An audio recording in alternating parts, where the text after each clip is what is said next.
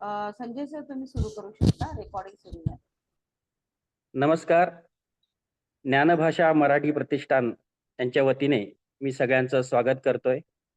ज्ञानभाषा मराठी प्रतिष्ठान ही संस्था गेली अनेक वर्ष मराठी भाषेची समृद्धी आणि मराठी भाषा संवर्धन याविषयी काम करते. तर या अंतर्गत अनेक उपक्रम ही संस्था राबवत असते. तसाच हाही एक उपक्रम चालू आहे.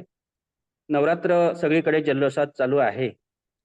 तर यावर्षी ज्ञानभाषा मराठी प्रतिष्ठानने एक उपक्रम राबवण्याचं ठरवलं. त्या उपक्रमाचं नाव आहे नवरात्रोत्सव माळ स्त्री सामर्थ्याची. यापूर्वी गेले 2 दिवसात 2 माळा गुंफून झालेल्या आहेत. पहिली जी माळ गुंफली त्याच्यामध्ये प्रतिष्ठानच्या सचिव मृणालताई पाटोळे यांनी प्रास्ताविक केलं. त्या प्रास्ताविकामध्ये त्यांनी या उपक्रमाबाबत विस्ताराने सांगितलेलं आहे आणि ती मुलाखत घेतली होती डॉक्टर अमेय गोखले यांनी आणि मुलाखत दिली होती सौ चित्कला कुलकर्णी यांनी. छान मुलाखत झाली. दुसरी माळ कालच गुंफली गेली. संस्थेचे अध्यक्ष श्री सुचिकांत वनारसे यांनी अपूर्वा जोशी यांची मुलाखत घेतली. या दोन्ही मुलाखती ज्ञानभाषा मराठीच्या यूट्यूब चॅनलवर अपलोड केलेले आहेत.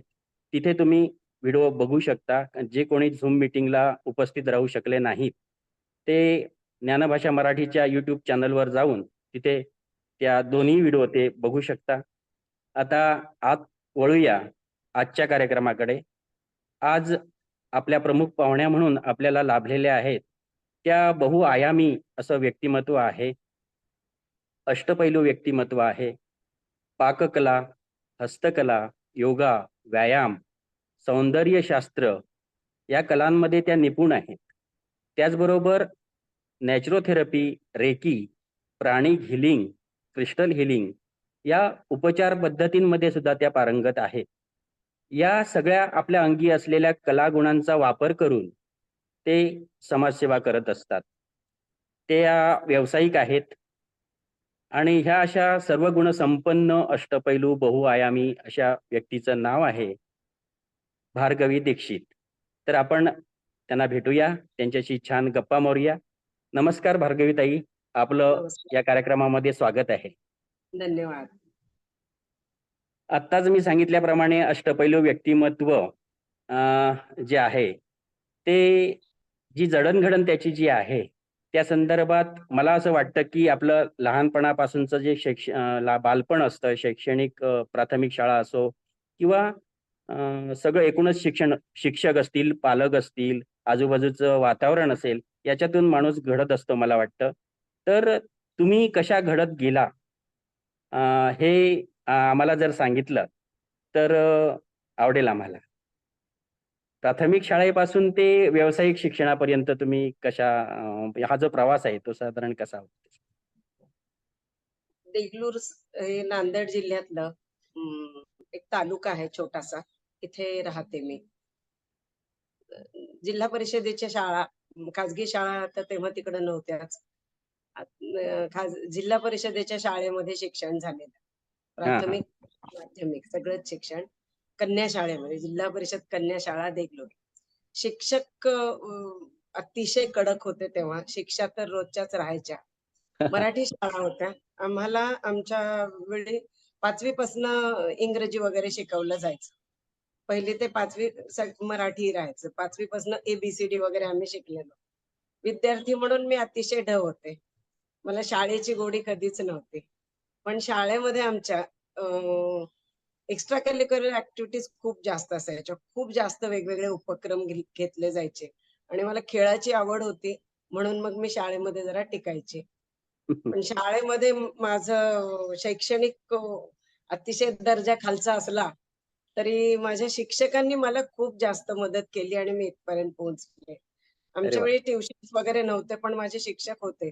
मला 10वी पर्यंतही बिलकुलच इंग्रजी कळायचं नाही. ABCD वगैरे अगदी जुजबी सगळं यायचं. मला 10वीला 9वी पासून माझे जे शिक्षक होते त्यांना शाळेतला विद्यार्थी फेल होऊ नये म्हणून त्यांनी माझी खास शिकवणी घेतली होती आणि रोज सकाळी 6 वाजता ते मला शिकवायचे आणि त्याच्या आधी ते मला पळायला लावायचे बिना चप्पलचं. म्हणजे थोडी अंगात एनर्जी यायला पाहिजे आणि मग तिथून ते मला तासभर रोज खाजगी इंग्रजी शिकवायचे. तिथं त्यांच्याकडे जे शिकले त्याच्यानंतर मला कधी मागे वळून पाहायलाच लागलं नाही. गणित आणि इंग्रजी या 2 विषयाच्या शिक्षकांनी मला घडवलं म्हणलं तरी चालतं. एक होते बाबूराव दीक्षित माझे काकाच होते. त्यांनी हां, गणित हां. माझं चांगलं करून घेतलं आणि अरे वाह! दुसरे एक दवणे सर होते. त्यांनी हं. मला अगदी माझ्या जडणघडणीमध्ये दवणे सरांचा सगळ्यात मोठा हातभार. अतिशय भित्री आणि छोट्या याच्यामध्ये राहणारी मी, त्यांनी मला माझं जग मोकळं करून दिलं. दवणे सरांमुळे आज मी समाजामध्ये वावरताना मला सातत्याने जाणवते, की त्यांच्यामुळे मी आज इथपर्यंत आलेली आहे. शाळेमध्ये आम्हाला शिक्षक खूप छान होते. वर्गात विद्यार्थी आले नाहीत, तर का आला नाही म्हणून घरी निरोप यायचा. घरी घ्यायला माणूस पाठवायचे. आज शाळेत आलं नाही तर. मराठी शाळांचा जो फायदा असतो तोच होता. आम्हाला शाळेमध्ये शिवण शिकवलं जायचं. विणकाम, भरतकाम शिकवलेलं होतं. आम्हाला 1 तास असायचा आठवड्यामध्ये. त्याच्यामध्ये आम्हाला स्वयंपाक शिकवला जायचा. अरे वाह! त्यानंतर आम्हाला शाळेमध्ये खरी कमाई म्हणून एक विषय होता. हो, हो, हो. दरवर्षी 15 दिवस आम्हाला आपल्या मेहनत करायची आणि पैसे कमवायचे. ते माध्यमिक शाळेत गेल्यानंतर ते होतं आणि मला तिथूनच पैसे कमवणं ह्या विषयाची गोडी शाळेतच लागली. हां, हां, हां, हां. वाह, वाह! दुपारी आहे. ते शाळेमध्ये त्या खरी कमाईमध्ये आपला पहिला नंबर असायला पाहिजे. या गोडीतून आज मी व्यापारी म्हणून घडलेली आहे. अरे वाह, वाह! म्हणजे शाळेमध्ये आम्हाला नुसतं फॉर्मल शिक्षण नव्हतं, तर जगण्याची प्रत्येक गोष्ट शाळेकडून शिकलेली असल्यामुळं आज इथपर्यंत मी आलेली आहे. वाह, वाह! छान, छान. छडी लागे छमछम विद्या येई घमघम अशी शाळा आपल्या सगळ्यांचीच मला वाटतं होती पूर्वी आणि त्याच्यातून तुम्ही घडत गेला. मला आता असं तुम्हाला विचारायचं आहे, की ज्ञानभाषा मराठीशी तुम्ही कशा जोडला गेलात आणि एकंदर कसं वाटलं तुम्हाला इथे जोडलं गेल्यानंतर? ज्ञानभाषा मराठीशी मी Facebookवरूनच जोडल्या गेले. ज्ञानभाषा मराठीकडून तेव्हा वेगवेगळ्या 20 प्रश्नांची एक प्रश्नमंजुषा राहायची आणि ठराविक टाईम बाउंड राहायचं आणि त्याच्यात ते सोडवायचे राहायचे आणि हां, ज्यांचे हां. हो, हो. 3 आले त्यांचे नाव घोषित केले जायचे. मग होय, होय. त्याची एकदा गोडी लागली आणि मग या ज्ञानभाषाशी मी जोडल्या गेले. मग WhatsApp ग्रुप आणि नंतर संस्था झाली. मी आजपर्यंत त्यांच्याशी जोडून आहे. मराठी वाह! भाषेवरचं प्रेम वाढलं आणि लोकांना मराठी भाषेविषयी जास्त आत्मीयता निर्माण कशी करावी, हे या ज्ञानभाषा या संस्थेकडून चांगल्या पद्धतीने मी शिकले आणि आता मला काम करताना खूप सोपं जातं सगळीकडे. मराठी वाह! विषय घेऊन मराठी शाळामध्ये मुलं असायला पाहिजेत. तुमची का असायला पाहिजे ते सांगताना पूर्वी जी कारणं देताना अवघड जायचं. ते हं. संस्थेसोबत असल्यावर, संस्थेकडून मिळालेल्या ज्ञानामुळे आता मला खूप सहज वाटतं ते. वाह, वाह! नेहमीचं तुमचं जे काम आहे ते ज्ञानभाषा मराठीमध्ये जोडलं गेल्यानंतर थोडंसं सोपं झालं. वेगवेगळ्या युक्त्या वगैरे तुम्हाला सापडल्यात. मग हो. आता असं मी तुम्हाला विचारेन, की सध्या तुमचं काय चालू आहे? सध्या मी एका वेळी 10-15 वेगवेगळी कामं करत असते.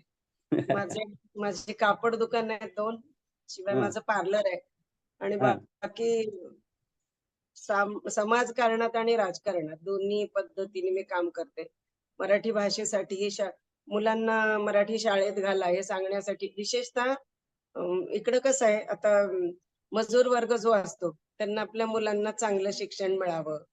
इंग्रजी शाळेत शिकली तर मुलं फार मोठी होतील. या गैरसमजापायी पोटाला चिमटा देऊन, कर्ज काढून काही करतात पण इंग्रजी माध्यमाच्या शाळांमध्ये मुलं घालतात. तर मी बेसिकली त्या लोकांना जरा गाईड करण्यासाठी किंवा त्यांच्या मागे लागते. काय फायदा आहे मराठी शाळेतच घालण्याचा? त्या या सगळ्या गोष्टीसाठी मी जरा काम करते. माझा टार्गेट बेस असतो नेहमी कामगार. हां, त्यांची हां. मुलं मराठी शाळेतच राहायला पाहिजेत. म्हणजे अ, अतिशय कमी खर्चामध्ये यांना 10वी पर्यंतचे शिक्षण मिळतं. मग त्यांचा जो पैसा उरलेला आहे, तो त्या लेकरांच्या उच्च शिक्षणासाठी घालू शकतात आणि मुलं ड्रॉप आउट होत नाहीत. यासाठी मी जरा इथं प्रयत्न करत असते. होय, बरोबर आहे. आणि हे तुम्ही करत असताना म्हणजे अनेक पालकांना त्यांची पाल्यांना तुम्ही मराठी मातृभाषेतून शिकवा किंवा मातृभाषेच्या शाळेत घाला असं सांगत असताना वेगवेगळी आव्हानं तुमच्या समोर येत असतील. मग त्यांना कसं तुम्ही सामोरं जाता? मुळात आमच्या घरामध्ये 6 लेकरं आहेत आमची, माझ्या भावाची, बहिणींची वगैरे मिळून. आणि ही सगळी जिल्हा परिषदेच्या मराठी शाळेत शिकलेली आहेत. हं. त्यातले 2 आर्किटेक्ट आहेत, बँकेत आहे आणि आता बाकीचे शिकत आहेत. या कोणालाही आम्हाला कधी ट्युशन लावावी लागली नाही. हं. त्यांची 10वी होईपर्यंत एकाही लेकराला ट्युशन नव्हतं.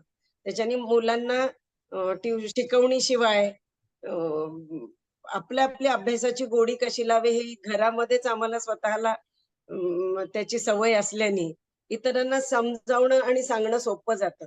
आपण स्वतः ते केलेलं असल्यामुळे आमची कोणीच लेकरं इंग्रजी माध्यमात शिकलेली नसल्याने आपण हं. घरातून उदाहरण देऊ शकतो. हं.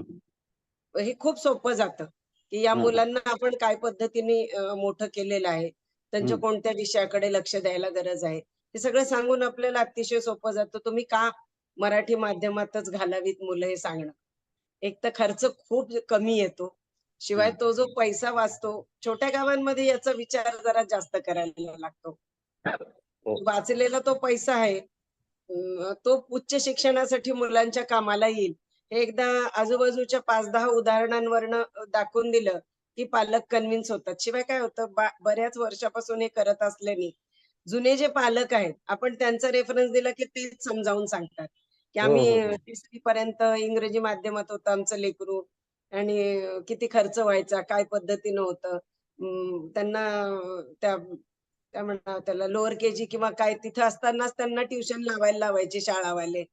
आणि हं. आता इकडच्या मराठी शाळेमध्ये आल्यावर यांना 4थी-5वीत आहेत तरी ट्युशनची गरज पडत नाही.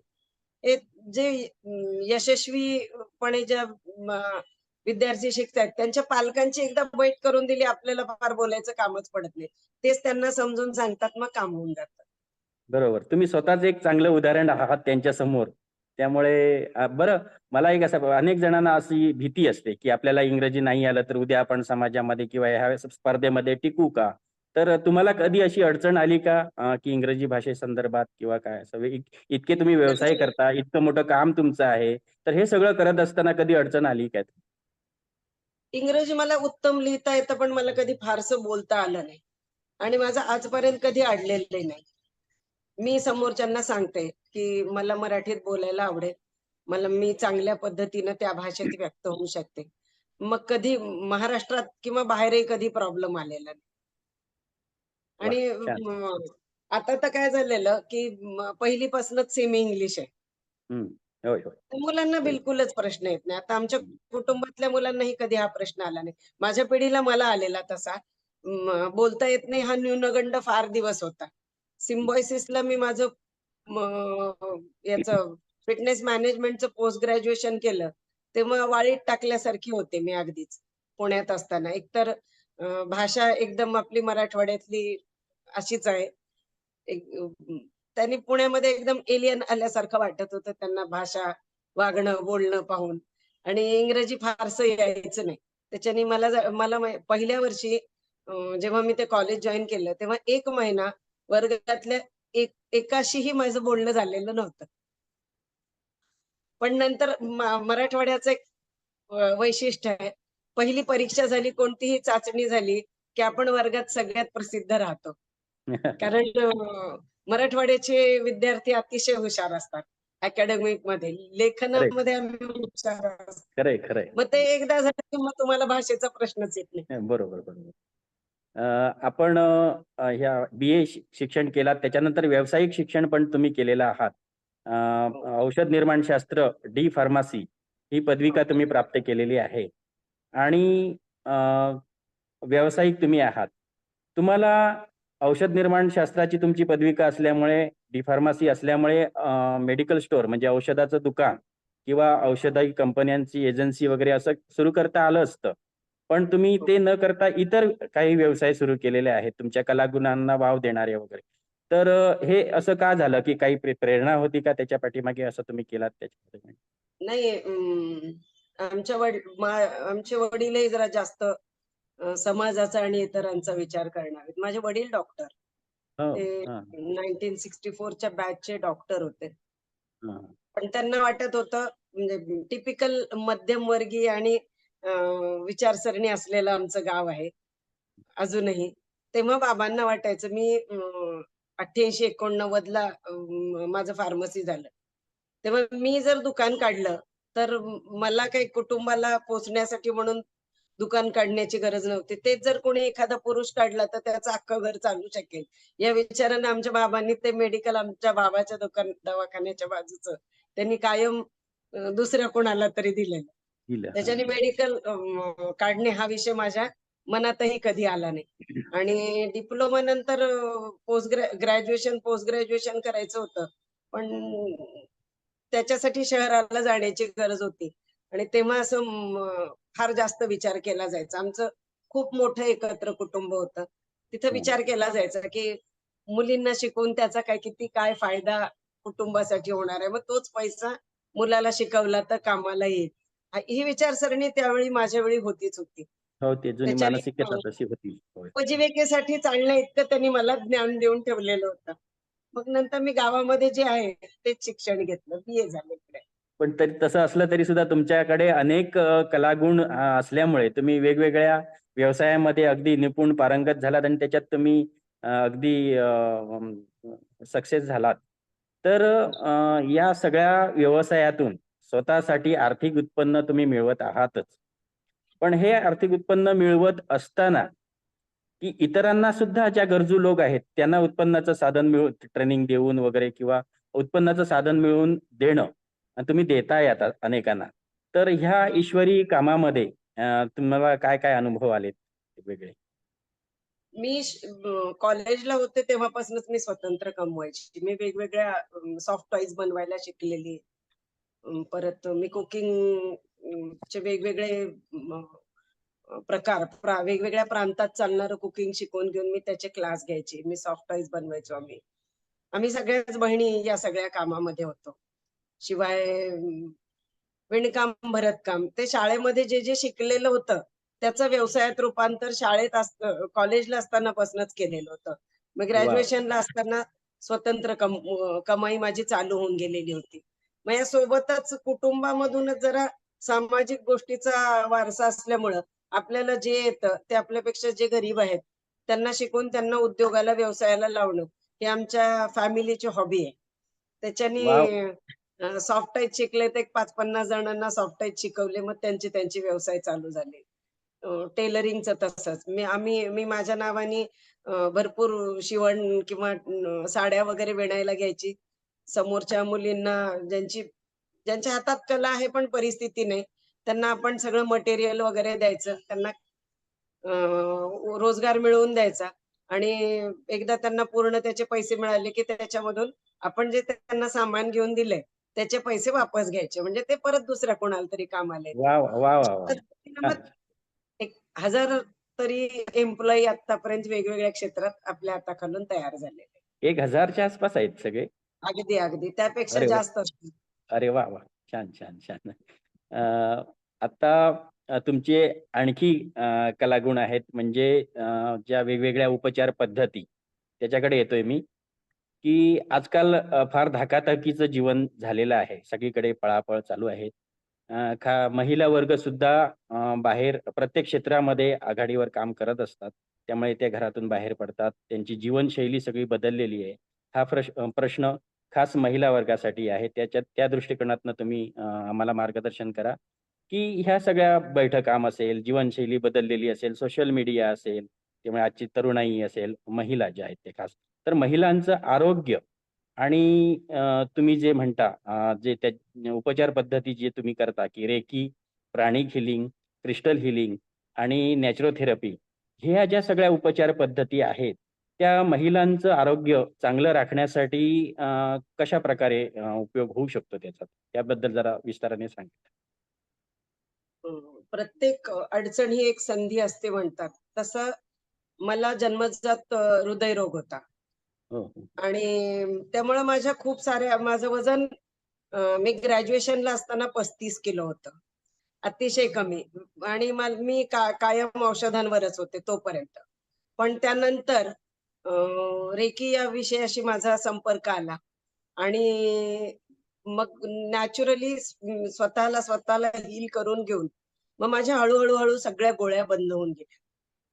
मग त्याची एकदा गोडी लागल्यानंतर मी स्वतः बरी झाल्यानंतर मग मी माझ्या कार्डिओलॉजिस्टला जाऊन स्वतःला दाखवलं. तेव्हा त्यांनी विचारलं, की "तू काही अल्टरनेटिव्ह थेरपीज यूज करतेस का? कारण तुला जो बाय बर्थ म्हणजे हार्टला एक छोटंसं होल आहे." हं, हं, तर हं. त्याच्याने माझे हार्टबीट खूप जास्त राहायचे. 110 वगैरे अतिशय कॉमन होतं ते. आणि मग ते नॉर्मल रेकी जसं चालू झालं ते सेटल झाले आणि ते आता 72 ते 80च्या दरम्यान असतात. मग तो बदल डॉक्टरांना जाणवला. मग त्यांनी सगळ्या माझ्या टेस्ट करून पाहिल्या आणि मग त्यांना लक्षात आलं, की याचं हार्ट खूप चांगलं झालेलं. नैसर्गिकरित्या जन्मजात जे आपले आजार असतात, ते रेकीने पूर्ण बरे होत नाहीत. तुम्ही 100% बरे होत नाहीत. जन्मजात जे आजार घेऊन आपण जन्मतो ते. पण त्याच्यावर मात करता येते. तर ती रेकीमधून स्वतः जेव्हा मी करून पाहिलं ते, माझा त्या क्षेत्रावर विश्वास बसला आणि हं, मग हं, मी लोकांना त्या रेकी द्यायला चालू केली. तर त्याची हं, एकदा गोडी वाढल्यानंतर क्रिस्टल थेरपी हं. शिकले मी. त्याच्यानंतर कलर थेरपी शिकले. मग अशा वेगवेगळ्या अल्टरनेटिव्ह थेरपी शिकण्यामध्ये गोडी हे वाढली. क्रिस्टल थेरपी किंवा जे सांगितलं आता तुम्ही हां, हां. त्याचं स्वरूप सांगा काय असतं नेमकं हे? वेगवेगळ्या रंगाचे क्रिस्टल्स असतात. हं, अं, निसर्गामध्ये वेगवेगळे खडे असतात. हं, आपण उत्खननामधून वगैरे जे मिळतात. वेगवेगळ्या रंगाचे. आपण आता स्टोन पण अंगठ्यांमध्ये वगैरे घालतो हं, वेगवेगळे. असे हं. अ, 50-100 वेगवेगळ्या नावांची रत्न आहेत. हां, हां. आणि त्याच्या प्रत्येकाचं काम वेगळं आहे. म्हणजे हं, हं. आपला पिंक कलरचा जो स्टोन असतो, तो आपल्या मेंटल हीलिंगसाठी कामाला येतो. जसा ग्रीन कलरचा स्टोन असेल, मग आता हे प्रेशियस स्टोन्सही असतात याच्यामध्ये आणि साधे स्टोनही असतात. हं, साधा हं. आपला कुठलाही दगड असेल, त्यालाही एक संवेदनेची पातळी असते आणि तेही आपल्यासाठी काम करतात. साधा कुठलाही रँडम एखादा रस्त्यावर पडलेला जरी तुम्ही दगड घेतला आणि तो रोज आपल्याजवळ ठेवून आपल्या मनातल्या सूचना त्याला केल्या हं. आणि त्याच्यासोबत राहिलं, तर थोड्या दिवसांनी आपल्याला जाणवतं, की त्याचा आणि आपला संवाद झालेला आहे आणि आपली कामं त्याच्याकडनं होतात. हं. अशा वेगवेगळ्या रंगाचे खडे वापरून वेगवेगळे आजार बरे केले जातात. आपले 7 चक्र आहेत, त्याचे 7 हं, रंग असतात आणि त्या हं. प्रत्येक रंगाचा एक स्टोन असतो. मग मी आयुर्वेद, परत नॅचरोपॅथी, होमिओपॅथी अशा या वेगवेगळ्या गोष्टींची सांगड घालून स्वतः मुद्राभ्यासही आमच्याकडे खूप जास्त माझ्या वडिलांकडून मी ते शिकलेले आहे. हाताच्या हं, हं. वेगवेगळ्या प्रकारच्या मुद्रा करून आपण बरे होऊ शकतो.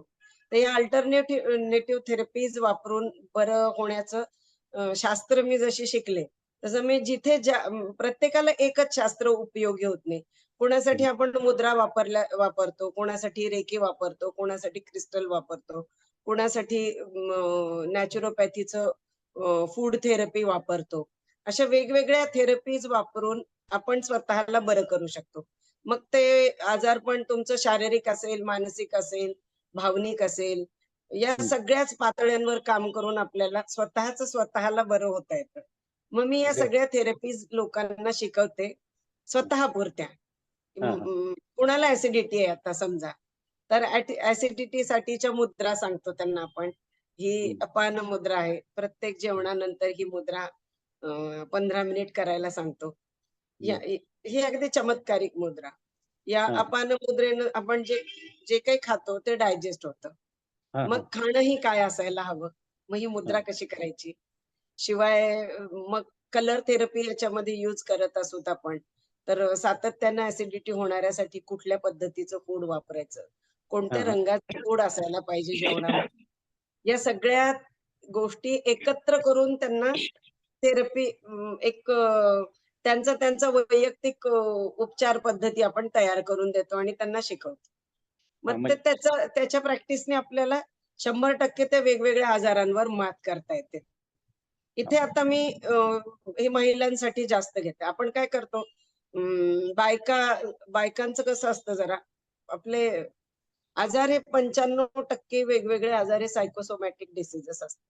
हम्म, हम्म. मनाचा आजाराचा खूप जास्त चांगला संबंध आहे.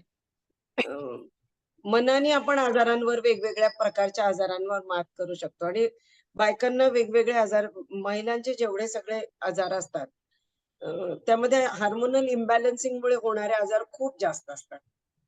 बायकांचं हार्मोनल इम्बॅलन्सिंग होऊन त्यांना इतके जेवढे काही आजार म्हणजे अगदी शुगर असेल, बीपी असेल किंवा बायकांचे सगळे पाळीचे प्रॉब्लेम असतील, वजन जास्त असणे, वजन एकदम कमी असणे, या सगळ्या प्रकारच्या आजारांवर मात करण्यासाठी आपण त्यांचं हार्मोनल बॅलन्सिंग करून घेतो. मग बायकांमध्ये खूप जास्त आजार मी पाहिलेत.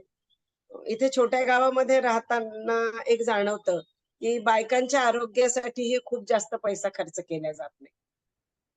म्हणजे दवाखाना हाही खर्चाचा विषय वाटतो खूप जणांना. मग मी जेव्हा जिम चालू केलं, तेव्हा वेगवेगळ्या आजारासाठी जेव्हा बायका यायच्या, तेव्हा हम्म. त्यांना जिमला लागणारा आपण एक ₹500 ₹600 महिना घ्यायचो.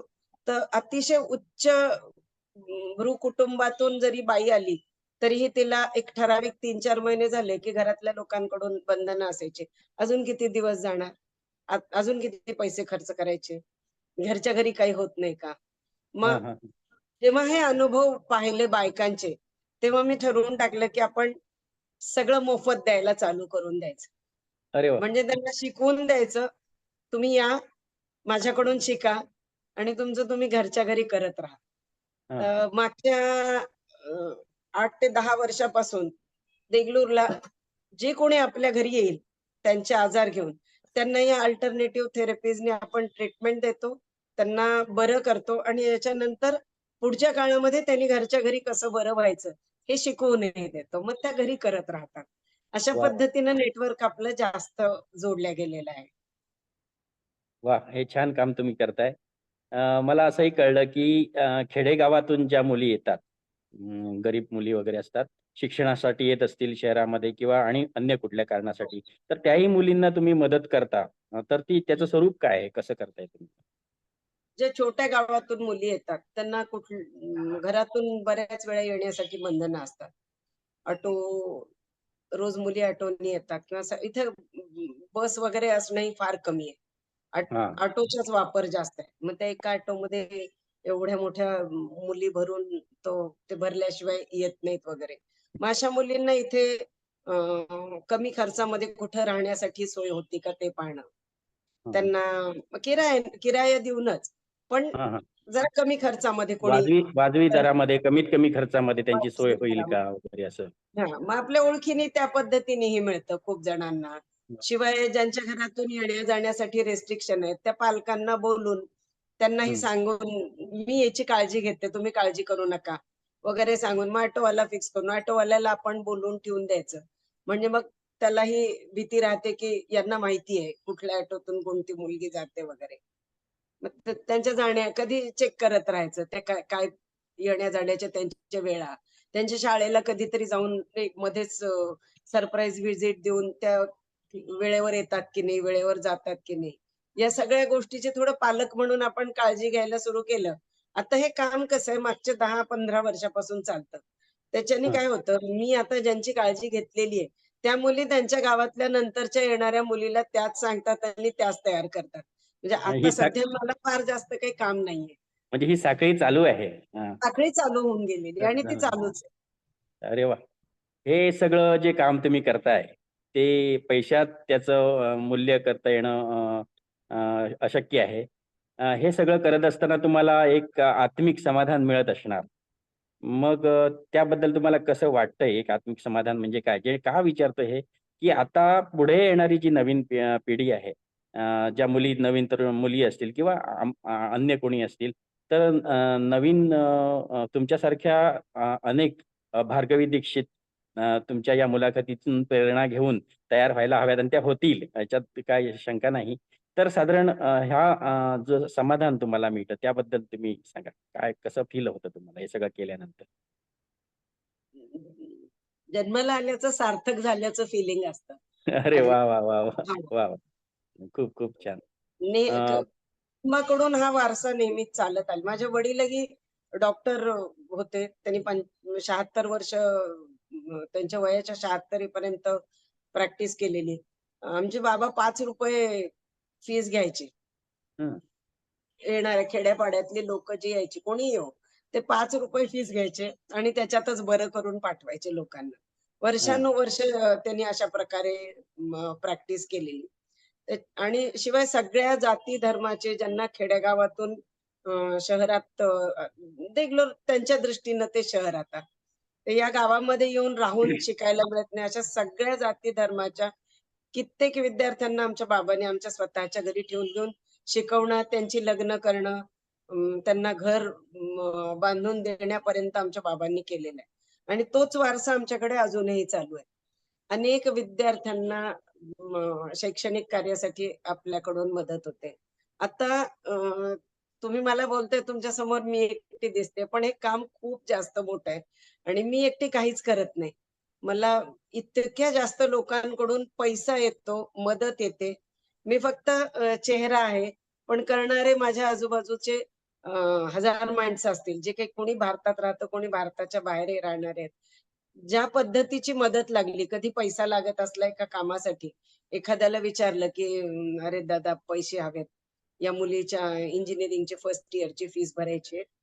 तिला काही आत्ताच लोन मिळणार नाही. तू दिलास पैसे तर तिचं होऊन जाईल." तर ते पैसे पाठवून देतात.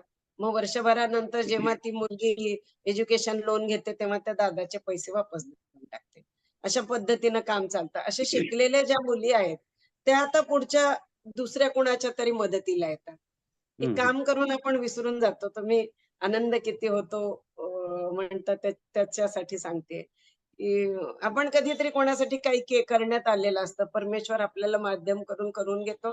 आपण विसरून जातो आपण कधीतरी यांना मदत केली. एकदा मध्ये माझ्या दुकानात एक मुलगी आली आणि तिने विचारलं, की काय खरेदी होती तिची ती केली आणि तिने मला एकदा विचारलं, "तुम्हाला सुमन आठवते का? तुमच्या वर्गात होती ती." म्हणलं, "हो, मला आठवते. खूप छान कबड्डी खेळायची वगैरे, वगैरे. पण फार लवकर लग्न झालं गं तिचं." ती जी सुमन होती, तिच्या शिक्षणासाठी आपल्याकडून खूप मदत झालेली होती. आम्ही तेव्हा शिकताना. अगदी काही असेल तेव्हा थोडीफार जी असेल ती मदत झालेली होती. आणि ती आता खूप चांगली होती. शिक्षिका वगैरे झालेली होती ती. आणि तिची ती नात होती. हं, हं, हं. आणि माझा मधल्या काळात संपर्कच तुटला होता. तिने नातीला सांगितलं होतं, की मला त्या ताईने मदत केलेली आहे बघ तेव्हा म्हणून मी आत्ता इथे आहे. अशा गोष्टी जेव्हा कळतात आता आमची एक मैत्रीण होती. ती तिचं कुटुंब खूपच जास्त गरीब होतं. आम्ही 2-3 मैत्रिणी मिळून तिची सगळी फीस भरणं, ती अगदी आम्ही 7वी-8वीत असल्यापासून ते आमचं ग्रॅज्युएशन, बी-ए होईपर्यंत आम्ही तिच्या शिक्षणाचा भार उचललेला होता. आम्ही 2-3 जणांनी. आणि बाबा आम्हाला जे पॉकेट मनी म्हणून पैसे द्यायचे, मी ते सगळे ठेवून या कामासाठी वापरायचे. या हो. मैत्रिणींची फीस वगैरे भरायला. तर आज ती मैत्रीण शिक्षणाधिकारी आहे, छान पोस्टवर आहे. वाह, वाह, असं वाह, वाह! पाहिलं की मग खूप आनंद होतो. मग तेही बरं. अजून कोणाला तरी मदत होय. करतात. ही चांगल्या कामाची चेन अशा पद्धतीनं चालतच चालू राहते. राहते पुढे. वाह, वाह! रोज एक छान. 10 जण तरी येतात, नुसते भेटून जायला. हं. कधीतरी त्यांना आपल्याकडून मदत झालेली असती, मग फार आनंद वाटतो.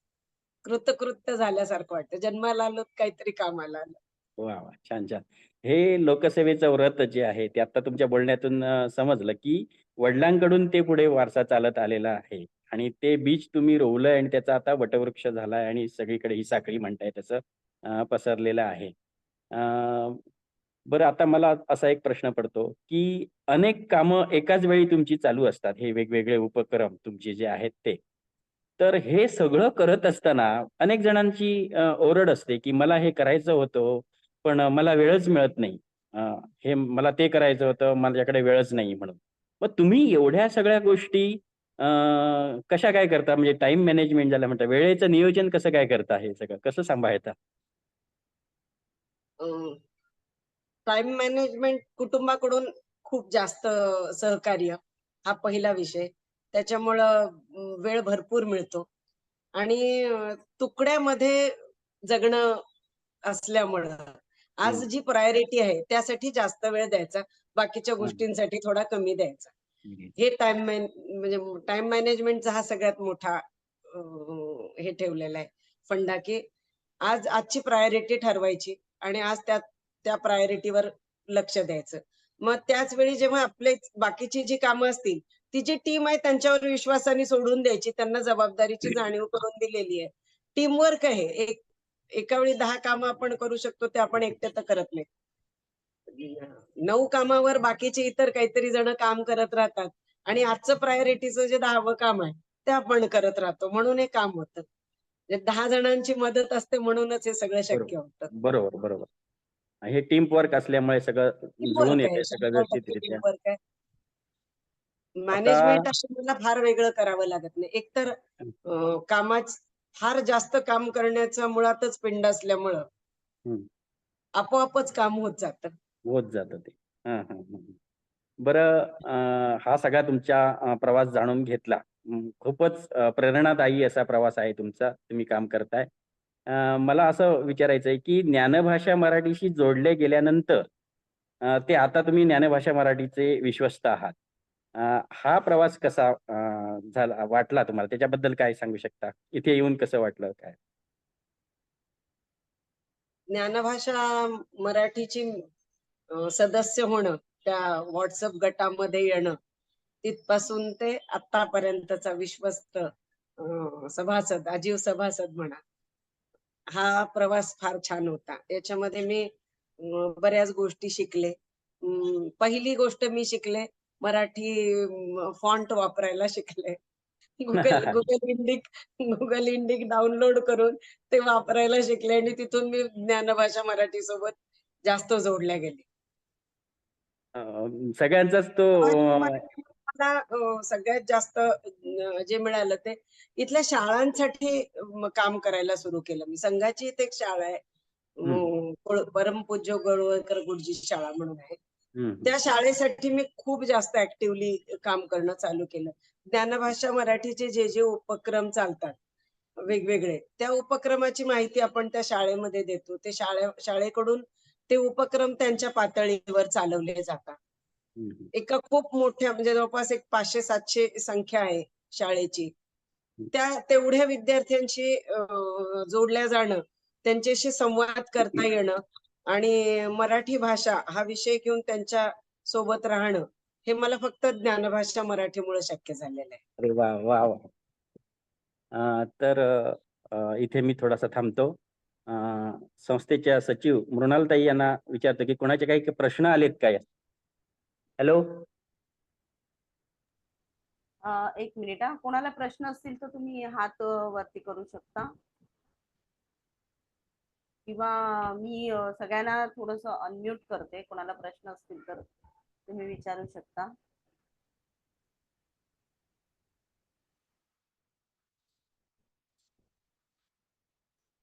सगळ्यांना अनम्यूट केलंय. नमस्कार ताई, मी सविता कारंजकर बोलतेय. एक प्रश्न विचारू का?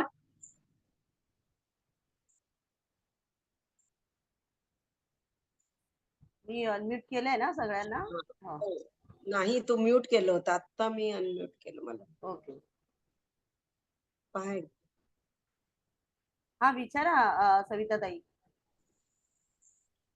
तुम्ही सौंदर्यशास्त्राचा पण अभ्यास केलेला आहे हो. आणि आता अलीकडे असं बघण्यात येतं की सौंदर्याच्या व्याख्या खूप बदललेल्या आहेत. हो. बाह्य सौंदर्याला अधिक महत्व दिलं जात आहे आणि सौंदर्यशास्त्राबरोबर तुम्ही फिटनेससाठी पण काम करता. मग ह्या दोन्ही गोष्टी एकमेकांवरती अवलंबून आहेत. म्हणजे हो.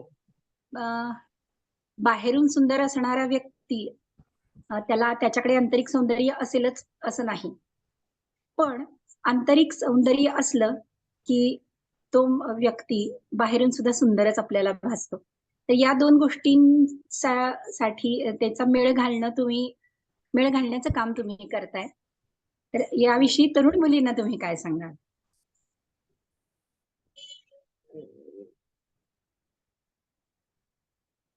मुख्यतः पार्लरमध्ये येणाऱ्या सगळ्याच मुलींना खूप छान दिसायचं असतं. सगळ्यांना फक्त सुंदर दिसायचं असतं. प्रत्येकाला गोरा रंग हवा असतो. सुंदर केस हवे असतात आणि आपण एकदम स्मार्ट दिसायला हवंच. यासाठी खूप आणि कितीही जास्त पैसे खर्च करण्याची त्यांची तयारी असते. त्या जेव्हा इथे येतात, तेव्हा आपण त्या सगळ्यांना पहिलं सांगणं असतं, की परमेश्वरांनी आपल्याला एक रंग दिलाय, एक रूप दिलंय. आधी त्याचा आदर करणं गरजेचं आहे. परमेश्वरानं जे दिलंय, ते आपण पहिल्यांदा आनंदाने ॲक्सेप्ट करावं. ज्यांचे स्ट्रेट केस आहेत, त्यांना ते कर्ल करायचे असतात. ज्यांचे कर्ली आहेत, त्यांना ते स्ट्रेट करायचे असतात. म्हणजे मार्केटमध्ये जो ट्रेड चालू आहे, त्याच पद्धतीनं प्रत्येकाला राहायचं असतं. पण आपण जेव्हा माझ्याकडे जे क्लायंट येतात, मी त्यांना पहिलं माझं सांगणं असतं, की निसर्गाने तुम्हाला जे दिलंय, ते आधी आनंदाने ॲक्सेप्ट करा आणि ते कसं एन्जॉय करायचं ते पाहू आपण. मग त्यासोबत त्यांना क्लायंट कोणी येवो, अगदी स्किनचे प्रॉब्लेम घेऊन येवो किंवा अजून कशासाठी येवो, या सगळ्यांनाच आपण आहार किती महत्वाचा आहे चांगलं दिसण्यासाठी. झोप किती महत्वाची आहे चांगलं दिसण्यासाठी. बाकी या सगळ्या गोष्टींची सांगड घातली तर आणि तरच बाह्य सौंदर्य चांगलं राहीलच. शिवाय आपण आतूनही किती चांगले राहू शकतो. त्यांना या कामासाठी थोडा एक्स्ट्रा वेळ द्यावा लागतो. जरा जास्त बोलायला लागतं. त्यांच्याशी तितकी जास्त अटॅचमेंट त्यांच्याशी वाढवावी लागते. त्याशिवाय हे त्यांना ॲक्सेप्ट होत नाही. पण जेव्हा तुम्ही सातत्याने हे सांगत जाता, तेव्हा क्लायंटला या सगळ्या गोष्टी पटतात. त्यांना दिसतं डोळ्याला, की इथं आपल्यासोबत काम करणाऱ्या ज्या मुली आहेत, त्यांचे रंगरूप किती वेगळे असूनही ते किती छान दिसतात किंवा किती हेल्दी आहेत. प्रॅक्टिकली इथे त्या सगळ्यांना पाहतात आणि मग नंतर त्यांनाही पटतं, की बाहेरून दिसणं जितकं महत्वाचं आहे, तितकंच आतूनही चांगलं असणं महत्वाचं आहे. या सगळ्यासाठी सर्वोपचारच कामाला येतो. म्हणजे तुम्ही आहार, विहार, तुमचे विचार, राहणं हे सगळं एकत्र करू, तेव्हाच आपण चांगलं दिसणं शक्य आहे आपल्याला. आपण स्वतः या गोष्टी त्या मुलींना समजावून सांगणे, त्यांच्याकडनं करवून घेणे, हे एकदा केलं, एक महिनाभर त्याच्यासाठी वेळ दिला, की त्यांना त्यांच्या आतून होणारे बदल आपोआप जाणवतात आणि मग ते सातत्याने तेच करत राहतात. मस्त. मस्त. अं, मी थोडस बोलू संजय या बाबतीत. तुम्ही आता ही मुलाखत घेतली, त्याच्यात तुम्हाला सगळ्यांनाच कळलं असेल की भार्गवीताई खूप जेवण छान बनवतात, म्हणजे सॉरी पाककला वगैरे सगळ्यात निपुण आहेत ना त्या. पण मी तुम्हाला सांगू का, मी दोनदा मला भाग्य मिळाले त्यांच्या हातचं जेवण जेवण्याचं. मग ते एक ताट आहे, त्याच्यामध्ये अगदी थोडे थोडे थोडे थोडे पदार्थ. आणि जेव्हा मी पहिल्यांदा यांच्याकडे गेले तेव्हा म्हटलं, अरे एवढे थोडे थोडे पदार्थ, आपल्याला सवय नाही ना कोकणातल्या माणसांना, कसं भात वगैरे असं सगळं भरपूर प्रमाणात असं बघायची सवय. आणि सगळे पदार्थ, आणि इतके पदार्थ बनवले होते ना, खीर पासून अगदी सगळे, कोशिंबिरीचे 2 पदार्थ, भाताचे काय काय वेगवेगळे पदार्थ 2 होते. आणि तुम्हाला मी सांगते, मी ते ताट घेतलं आणि ते संपायला तयार नाही, पण इतकं चविष्ट होतं ना की आजही त्याची चव तोंडावर आहे, आजही आहे. म्हणजे भार्गवीताईंकडे गेल्यावर आपल्याला इतकं सुंदर जेवायला मिळणार हे अगदी ठरलेलं असतं. आणि प्रचंड सुंदर बनवतात. आणि दुसरं असं, त्या म्हणाल्या ना की आता त्यांच्याकडे मुली असतात, म्हणजे मुली येतात, तर आम्ही बघितले त्यांच्या घरी त्यांना मदत करायला पण अशा पार्लर मधल्या पण मुली अशाच येऊन जातात, बाहेरच्या कोणी असतात, तर तीही त्यांच्याकडे तो सतत राबता असतो. त्यामुळे बरोबर कळतं की ह्यांचं किती काम तिथे आहे. याच्यामध्ये ना भार्गवीताईंना एक प्रश्न असा आहे माझ्याकडून, की तुम्ही मराठी शाळांसाठी काम करता, मुलांसाठी त्या काम करता, त्याच्यानंतर महत्वाचे म्हणजे तुम्ही अगदी व्यावसायिक आहात. तर मग व्यावसायिक म्हणून तुम्ही आम्हाला सगळ्या महिलांना काय टिप द्या, की व्यवसायाकडे वळावं की नाही वळावं, किंवा व्यवसाय करावा तर तो कसा करावा, या बाबतीत काही आम्हाला जर तुम्ही सांगितलं, त्याच्याबद्दल जरा थोडं खुलून सांगितलं तर आवडेल आम्हाला ऐकायला. व्यवसाय तर महिलांना खूप छान व्यवसाय करता येतो. महिला उत्तम व्यावसायिक असतात. सगळ्याच महिला उत्तम व्यावसायिक असतात. त्यांना फक्त आपले एखादी आवडीची गोष्ट शोधून त्याच्यामध्ये काम करायला सुरू करणं फक्त गरजेचं असतं. कुठलाही असेल व्यवसाय, सुरुवातीला प्रत्येकाने आपल्याला काय चांगलं येतं ते विकायला चालू करायचं. ज्याला बोलता येते त्यांनी बोलणं विकायचं. ज्याला स्वयंपाक येतो त्यांनी स्वयंपाक काही फूड बनवून देण्याचं करावं. आपल्यामध्ये जी जी कोणती कला आहे त्या कलेला धरून आपण काम करणं चालू केलं. सुरुवातीला अगदी आपण 1-2 जणांना जरी तुम्ही काही द्यायला चालू केलं, तरीही व्यवसाय एक महिनाभरामध्ये आपण सेट होऊन जातो. अगदी ताजं उदाहरण सांगते. इथे तिरुपतीहून लग्न होऊन देगलूरला आलेली एक बाई. ती अतिशय south Indian, typical south Indian बाई. ती इतके सुंदर डोसा, इडली वगैरे बनवायची. माझ्याकडे ती व्यायामाला यायची. तिला पाय फार जास्त दुखायचे. व्हेरिकोज व्हेनचा तिला त्रास म्हणून ती यायची.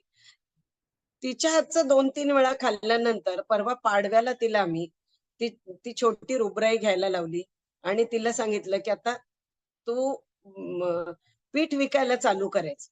एकदम ₹10 फायदा घेऊन तू चालू करून दे. मग तिने चालू केलं. आता ती इडली, डोसा, अप्पे 3 वेगवेगळ्या प्रकारच्या चटण्या आणि एक 10 वेगवेगळ्या प्रकारची लोणची. ती इतके सगळे पदार्थ बनवून विकते. परवा पाडव्याला चालू झालेलं. आता तिला फोनवर 10 मिनिट बोलायला वेळ मिळत नाही. इतकी ती बिझी असते. तर आपली जी काही कला आहे आपल्या अंगातली, त्या कलेला धरून आपण काम करायला चालू केलं, तर व्यवसाय प्रत्येक बाईचा कुठल्या कुठे जाऊ शकतो. मग एकटं करायला आपल्याला फार अवघड जात असेल, तर मी नेहमीच बायकांना सांगते 2-3 जणांची टीम बनवा जवळपासच्या. म्हणजे मग कामाची, श्रमाचीही विभागणी होते आणि दगदगही कमी होते किंवा एखाद्या बाईला घरगुती कारणाने अडचण असेल, तर तिच्या जागी दुसरी कुणीतरी काम करू शकते. बायकांनी काम करायला घेताना टीमवर्कमध्ये काम करावं. हे जास्त सोयीचं जातं. हे एक माझं सांगणं असतं नेहमी. आणि आपल्याला जे काही चांगलं येतं, त्या गोष्टीशी धरून व्यापार चालू करून द्यायचा आपण. सुरुवातीला आपण फक्त कोणाचे कोणाला रेफरन्स दिले आणि त्याच्यातून जरी पैसे मिळवायला चालू केले, तरीही खूप जास्त पैसे मिळतात. आता देगलूरला आपण तेच काम करतो. आपण देगलूरचे अनऑथराइज्ड येलो पेजेस असल्यासारखं आहे. म्हणजे जनसंपर्क खूप झाला एकदा आपला, की मग आपण काहीही काम करू शकतो. इथे आपण कुणाला काम हवंय तेही आपल्याकडे येतात आणि ज्याला काम द्यायचंय तेही आपल्याकडे येतात. मग असं मधला दुवा होऊन आपण काम करू शकतो. मग आपण व्यवसाय म्हणून जर हे करायचं असेल, तर आपण तिथे कमिशन घेऊन काम करू शकतो. काम करायला हजार गोष्टी आहेत. इच्छा व्यक्त केली की काम मिळतं. किती छान. आणि ज्याला कोणाला काम करायचंय त्यांनी मला सांगा, मी देते काम लगेच. धन्यवाद ताई. जिथे असेल तिथे. ठीक आहे. थँक्यू. आभारी आहे तुमचे. अजून कोणाला काही विचारायचंय? मला मुलाखत वगैरे असं काही फार बोलता येत नाही. हे गप्पा म्हणूया, फॅमिलीच्या गप्पा म्हणूनच मी इथं आलेली आहे. फार फॉर्मल मला काही बोलता येतच नाही. हॅलो. अजून कोणाचे प्रश्न आहेत का? आपण बघूया जरा. छान मुलाखत चालली आहे. अनम्यूट करून विचारू शकता.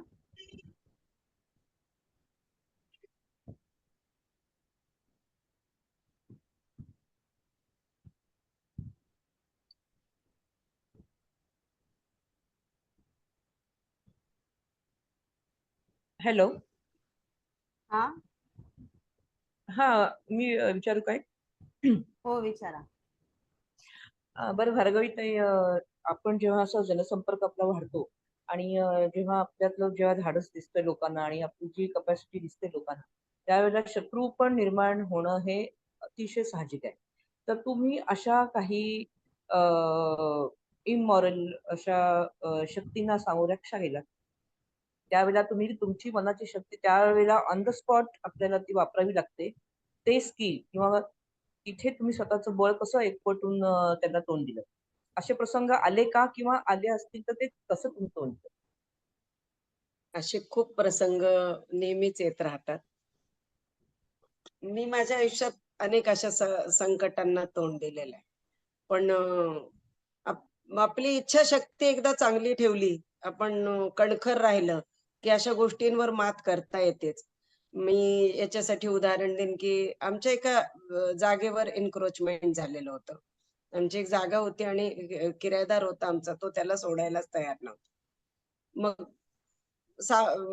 सामंजस्यानं जरा चर्चा वगैरे करून झाली, पण काही रिझल्ट आले नाही. मग अशा वेळी मी फार जास्त गोड बोलून किंवा हे करण्याच्या ह्याच्यात नसते. साम, दाम, दंडभेद या सगळ्या प्रकारांचा वापर जगण्यामध्ये करावाच लागतो. तुम्हाला जर पुढे पडायचं असेल आणि यशस्वी व्हायचं असेल, तर अशा नकारात्मक गोष्टींना योग्य पद्धतीने तिथल्या तिथं ठेचूनच पुढे गेलं तर आपण पुढे जाऊ शकतो. मला आलेल्या अनुभवासाठी मला इतक्या जास्त जणांची मी एक दिवसात जेव्हा आपण स्वतः आपल्यासाठी स्टँड घेतो, तेव्हा अनेक लोक आपल्यासाठी मदतीला येतात आणि उभे राहतातच. हा अनुभव माझा स्वतःचाही आहे. आपण जेव्हा कणखर होतो आणि नाही म्हणून जेव्हा आपण सांगतो, की मला हे मान्य नाही आणि मला हे चालणार नाही. हे आपण जेव्हा आपला आवाज मोठा करून सांगतो, तेव्हा आपोआप आपल्याला समोरचा माणूसही बरोबर शांत होतो आणि आपल्याला अनेक लोकांची मदत मिळते. मला माझा जरा अध्यात्मावर जास्त विश्वास आहे. त्यामुळं मी जेव्हा जेव्हा आपण अडचणीत येतो, तेव्हा निसर्गाला आपण आपली बाजू स्पष्ट सांगून आपण त्याच्याकडून मदत मागितली, तर परमेश्वर वेगवेगळ्या रूपात येऊन मदत करतात. याच्यावर माझा फार विश्वास आहे. आणि मला नेहमी त्याच सगळ्या निसर्गातून असणाऱ्या पॉझिटिव्ह शक्ती मला मदतीला येतात. वेगवेगळ्या रूपाने येतात आणि त्या मदत करतात. याच आपल्या सगळ्या बायकांसाठी किंवा कोणासाठी हे नेहमीच आपण मदत मागितली निसर्गाकडे, की ती तो 100% देतो. आणि आपला शत्रू कितीही सामर्थ्यशाली असला, तरी आपल्यातल्या असणाऱ्या पॉझिटिव्हिटी पुढे त्याला हार मानावीच लागते. आपली हे शक्ती आपण उत्तर वाढवायची फक्त. हे उत्तर इतकं 100% तुम्ही छान दिलेलं आहे. धन्यवाद. परिवार धन्यवाद. थँक्यू.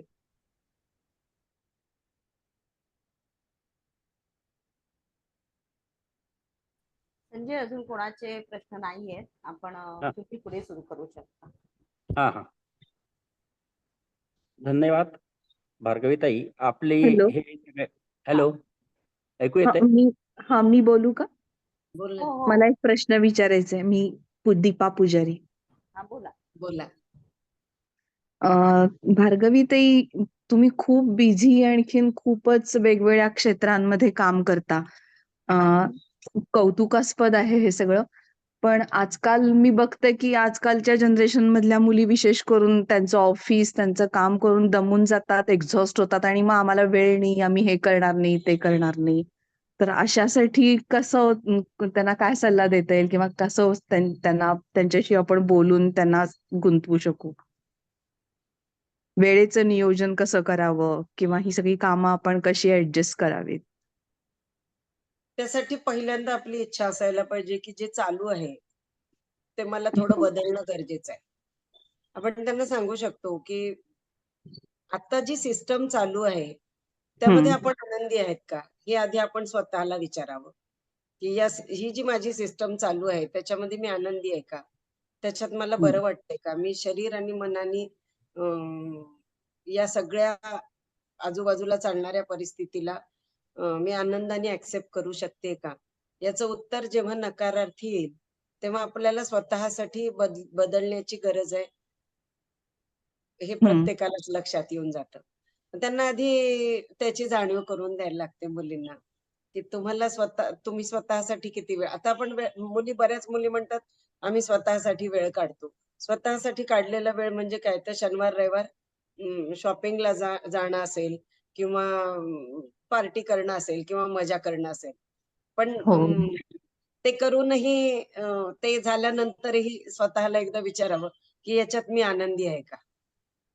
तर बऱ्याच वेळा उत्तर आहे ना, नाही म्हणून येतं. आपण ते करतोय तेही मोनोटोनच होऊन जातं थोड्या दिवसांनी आणि त्याच्यातूनही आपल्याला आनंद मिळेनासा होतो. म्हणजे पैसे खूप राहतात, खूप शॉपिंग करू शकतो असं असतं. पण एका एका क्षणानंतर आहे ना, त्या सातत्याने त्या शॉपिंगचाही कंटाळा येऊन जातो. त्याच त्या प्रकारच्या त्या पार्ट्यांचाही कंटाळा येऊन जातो किंवा ते मोनोटोनस जगण्याचाही कंटाळा येऊन जातो. अशा वेळी मग आपण स्वतःला एकदा विचारलं, की मी याच्यात आनंदी आहे का? आणि त्याचं जर उत्तर हो म्हणून आलं तर ओके, कॅरी ऑन. पण जर उत्तर मी नाही असं आलं, मी आनंदी नाहीये असं आलं, तर तेव्हा आपण स्वतःसाठी थोडा 10 मिनिटाचाच वेळ काढला तरीही बस होऊन जातो. मी जेव्हा हा. अशा समस्या घेऊन किंवा या अशा त्रासात असलेल्या महिलांच्या किंवा मुलींच्या संपर्कात येते. मग पार्लरमध्ये आलं की त्यांच्या बॉडी लँग्वेज वरून कळतं. मला मुख्यतः रेकीचा फार जास्त मदत होते, की माणसांची मनं कळायला लागतात. आणि आपला ऑरा जरा जास्त पॉझिटिव्ह असल्याने लोक विश्वासाने आपल्याजवळ बोलायलाही चालू करतात. तेव्हा जेव्हा अशा कोणी मुली संपर्कात येतात, तेव्हा आपण त्यांना बसून जरा वेळ सांगतो, की एक 10 मिनिटाचा वेळ आपल्यासाठी काढायचा. आता जनरल सगळ्यांसाठी म्हणून सांगते. हो. दिवसभरामध्ये आपण अंथरुणात उठल्याच मी स्ट्रेचिंग करायला सांगते सगळ्यांना. पहिल्यांदा आपण डोळे उघडायच्या आधी काय आपलं कुलदैवत आहे त्याला नमस्कार आणि अजून एक चांगला दिवस आपल्या वाट्याला आला याच्यासाठी धन्यवाद. हे पहिलं वाक्य. त्याच्यानंतर फुल बॉडी अंथरुणात झोपल्याच स्ट्रेचिंग शिकवते मी. फुल स्ट्रेचिंग बॉडीचं करून घ्यायचं आणि मगच उठायचं.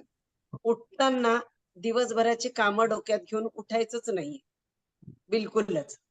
उठल्या आपण फ्रेश होणं, आवरून घेणं, जेव्हा ज्या कामासोबत आहे त्या कामासोबत राहणं. मी सगळ्यांना सांगते आणि शिकवते.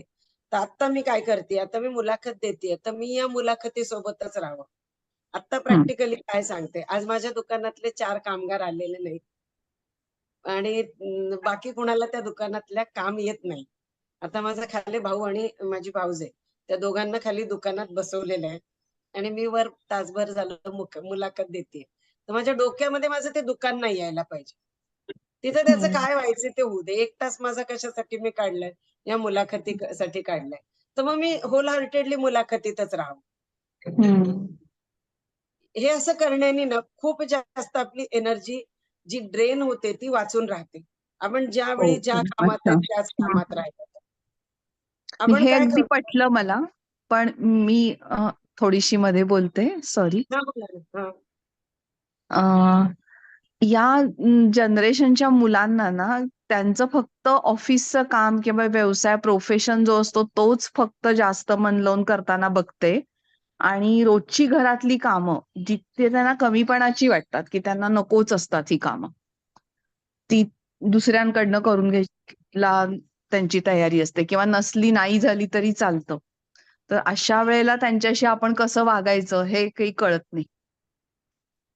हा तर आपल्या लहानपणापासून आपण जडणघडण आपली कशी झाली हा एक विषय असतो. घरामध्ये स्वयंपाक करणं किंवा कष्टाची कामं करणं याला जर आपल्याला लहानपणापासून घरामध्ये माझी आई जे ते करत असेल आणि त्याला किंमतच मिळाली नसेल आईला, तर मग त्या मुलांना वाटत राहतं की ही कामं फार महत्वाची नाहीयेत. हे करून मला मान सन्मान मिळणार नाही. मी जॉब करतेय, मी पैसा कमवतेय, तरच तो मला मान मिळणार आहे. माझ्या आईने तिचं इतकं आयुष्य घालवलं, पण तिला तो सन्मान नाही मिळाला, जो मिळायला हवा होता. अशा वेळी मग काय होऊन जातं, त्या मुलींची किंवा मुलांची मानसिकता होते, की मी हे केलं तरच मला मान-सन्मान मिळणार आहे. मग आपण त्याच्या मागे पळायला चालू होऊन जातो. असं आपल्याला सगळीकडेच जाणवतं. पण असं असेल तरीही आपण आता माझ्या घरामध्ये जर माझ्या भाच्या काम करत नसतील, आपण त्यांना ॲप्रिशिएट करणं, त्यांच्या छोट्या-छोट्या गोष्टीला ॲप्रिशिएट करणं आणि सातत्याने त्यांना सांगत राहणं. आता मी काम करतच नाहीये म्हणून मला कोणी कामच सांगत नाहीये, असं केलं तर मग त्यांना गोडीच वाटणार नाही. ते करतायत ते छोट्या-छोट्या कामाला ॲप्रिशिएट करत गेलो आपण, त्यांचं कौतुक करत गेलं. एक सिस्टम लावून घ्यायची आपण घरामध्ये, की जेवण आपण बनवतो की नाही, कुणीही जेवण, बाई जरी बनवत असेल जेवण, पहिला घास खाताना मीच जर सुरुवात केली, की आज मस्त झालंय. आता माझ्याकडे पोळी करून जात असेल, ती उद्या सकाळी आल्यावर तिला जर मी सांगितलं, की छान पोळ्या झाल्या होत्या बरं काल. रोज हे सांगायचंच. आपण जेव्हा हो. हे असं सातत्याने अप्रिशिएट करायला लागतो ना, तर समोरच्या काम करणाऱ्याची त्याच्यातली गोडी वाढत जाते. हे प्रॅक्टिकली हम्म. आपण करून म्हणजे हे प्रूव्हन फॅक्ट आहे बरं. हे मागच्या 10 वर्षामध्ये स्वतः केलेलं आहे आणि याचे रिझल्ट मी पाहतेय. माझ्या आजूबाजूला जी भाची मंडळी आहे सगळी, ते असतील किंवा अजून कोणी असतील, माझे क्लायंट असतील, माझ्या परिचितांची मुलं जरी असतील ना, मुलं-मुली, तर ते त्यांच्या गोष्टी मला सांगतात. त्यांच्या आई-वडिलांना सांगत नाहीत. का तर माझा त्यांच्याशी संवाद झालाय. तर ज्याला वाटतं की हे सगळं बदलायला पाहिजे, तर त्यांच्या कुटुंबानी त्यांच्याशी संवाद साधणं गरजेचं असतं. मग एक 10 मिनिट म्हणजे आठवड्यात एक वेळ सुरुवात करताना आठवड्यात एक वेळ 10 मिनिट फोनशिवाय आपण गप्पा मारू. इथून सुरुवात कर. हेही करू शकतो. अगदी छोट्या-छोट्या गोष्टी. शिवाय आमच्याकडे आम्ही एक गेम खेळतो. मी, मला, माझं त्या गेमचं नाव. तर आज बर. ठरवायचं की आज आता पुढच्या 2 तासामध्ये आपण जे काही बोलू त्याच्यामध्ये मी, मला, माझं हे 3 शब्द नाहीच यायला पाहिजे. अच्छा. घरातल्या मजेशीर. वाक्य मिळत नाही आपल्याला. हो. ते करायला बसतो ना, तर तेव्हा आपल्याला वाक्य सुचत नाहीत की आता या वाक्यासाठी काय बोलू? म्हणजे किती बरोबर आपण आहे. मी माझं त्याच्यामध्ये अडकलेले आहेत ते कळतं. आपल्याला पुढची पिढी बदलायची असेल तर त्यांच्या सोबत राहणं, सातत्याने त्यांच्या प्रत्येक गोष्टीला अप्रिशिएट करणं. ते करतायत त्याच पद्धतीनं त्यांना छान म्हणत राहिलं, हळू त्यांना मग योग्य काय, अयोग्य काय तर या पिढीला तर मला वाटतं आमच्या पिढीपेक्षा माझ्या पुढच्या पिढ्यांना खूप जास्त कळतं. त्यांना जी समज आहे, ती आमच्या पिढीत तर मला कधीच नव्हती म्हणून म्हणते. त्यांच्या वयात. ते बरोबर. खूप जास्त मॅच्युअर आहेत. फक्त ते खूप जास्त प्रॅक्टिकल झाले. मग त्यालाही कारण मागचीच पिढी असेल ना. त्यांनी पाहिलं असेल मागच्या पिढीला प्रॅक्टिकल नसण्याचे काय तोटे झाले. त्याच्याने ही पिढी जरा गरजेपेक्षा जास्त प्रॅक्टिकल झालेली आहे. शिवाय पाश्चात्य गोष्टींचे प्रभाव आपल्याकडे खूप जास्त आहे. न्यूक्लिअर फॅमिलीज ते खूप छान किंवा आपण जेवढे कमी माणसं असतील घरात तेवढं जास्त सुख असेल. या गोष्टींचाही प्रभाव असतोच. मग आपण असं वातावरण मला तर वाटतं ही आपलीच जबाबदारी. प्रत्येकानं वैयक्तिक माझी जबाबदारी म्हणून जर हे बदलायला चालू केलं, तर 100% बदलतं. त्याच्यामध्ये पहिला नियम मी, मला, माझं हे सोडून द्यायला लागतं. दुसरा नियम समोरच्या पिढीला तुम्ही त्यांच्यात जे काही चांगलं दिसतंय त्याला अप्रिशिएट करत राहा. ते जेवढं अप्रिसिएशन जास्त तो बदल लवकर दिसतो. हो. धन्यवाद. खूप 2-3 चांगले मुद्दे मिळाले मला माझ्या प्रश्नातून तुमच्याकडून. छान. धन्यवाद.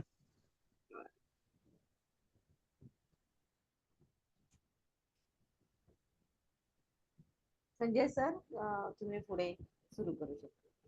धन्यवाद. भार्गवीताई, आपले सगळे आता या गप्पामधून विचार ऐकल्यानंतर असं लक्षात आलं की स्वतः आनंदी जीवन जगत असताना इतरांना आनंदी कसं करावं हे तुमच्याकडनं शिकण्यासारखं आहे.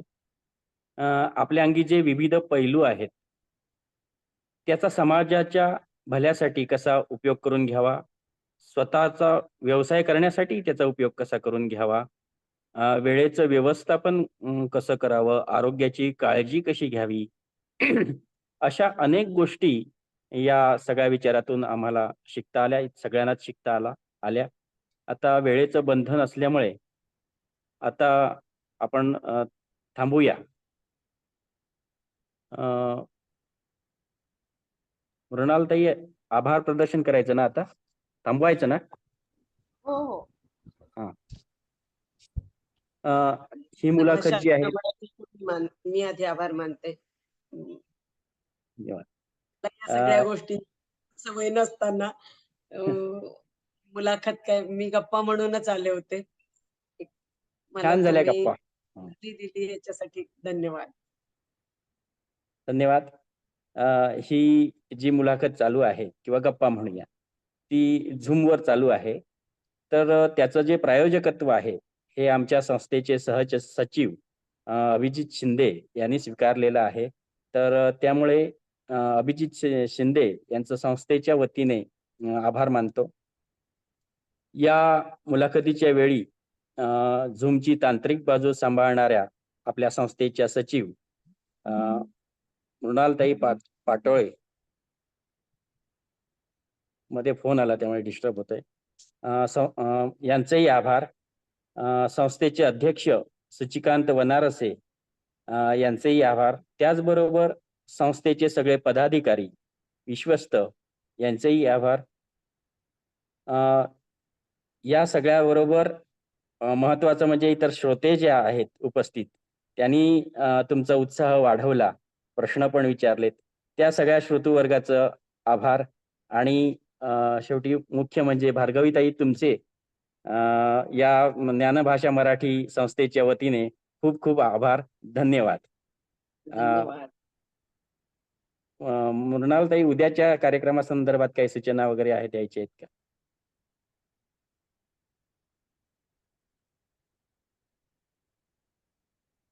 हॅलो.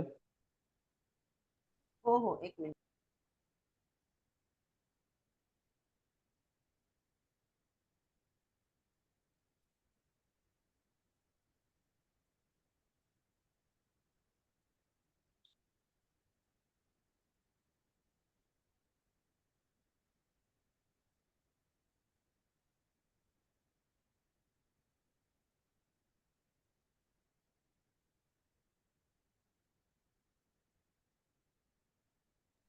उद्या 18 ऑक्टोबर, उद्या आपल्या नवरात्रोत्सव माळ स्त्री सामर्थ्याची त्याचं 4थं पुष्प विणलं जाणार आहे.